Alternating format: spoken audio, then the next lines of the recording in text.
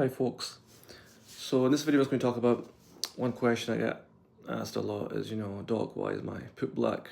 And that's the sort of question I usually get asked when I'm on call and to see a patient. Maybe they would be quite sick because this could be a sign of internal bleeding.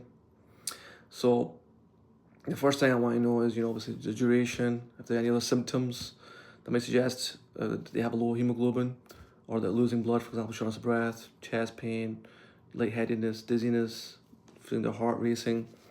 I want to know about their use of drugs like as aspirin, Motrin, Advils, which cause damage to the lining of the GI tract.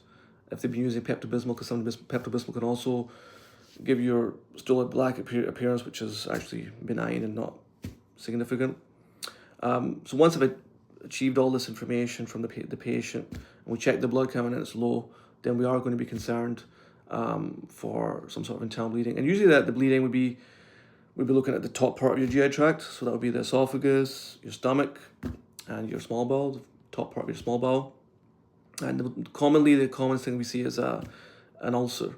Sometimes we can see other things like inflammation of the stomach, we call gastritis, esophagitis, bleeding from small blood vessels, that type of thing. Rarely, if the doctor hasn't been too careful, it might not actually be the GI tract, and maybe from the nose or from the upper respiratory tract, because people swallow, the secretions from there, and then that can also turn to blacky mush type stool. And now the reason why the stool might be black is because what happens is the blood gets broken down by the bile acids, the gastric acid, by the enzymes that your upper GI tract makes. So by the time it comes out, the stool is very smelly. It's usually tar-like. It might be black, like the color of my top here. So it's pretty noticeable, and the patient will obviously complain about it. And the smell is pretty bad as well. Usually the smell gives it away.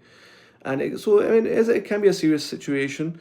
It would be like a similar thing, if a cardiologist seeing chest pain or a neurologist seeing somebody who can't move their arm or leg. For the GI people, that would be like one of those big things. Okay, we got to check this out. This is something we got to take seriously.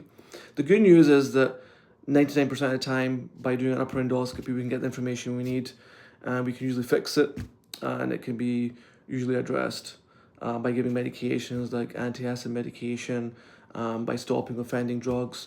If the patient has lifestyle issues, for example, alcohol intake is excessive, smoking, if they change those things, those things may also help. So that's the good news. Very rarely we may have to get other specialists involved, like radiologists or surgeons, but most of the time, I can deal with it, and we can usually help the patient. Anyway, if you like this, please share, like, subscribe, and also make some comments. As always, stay healthy.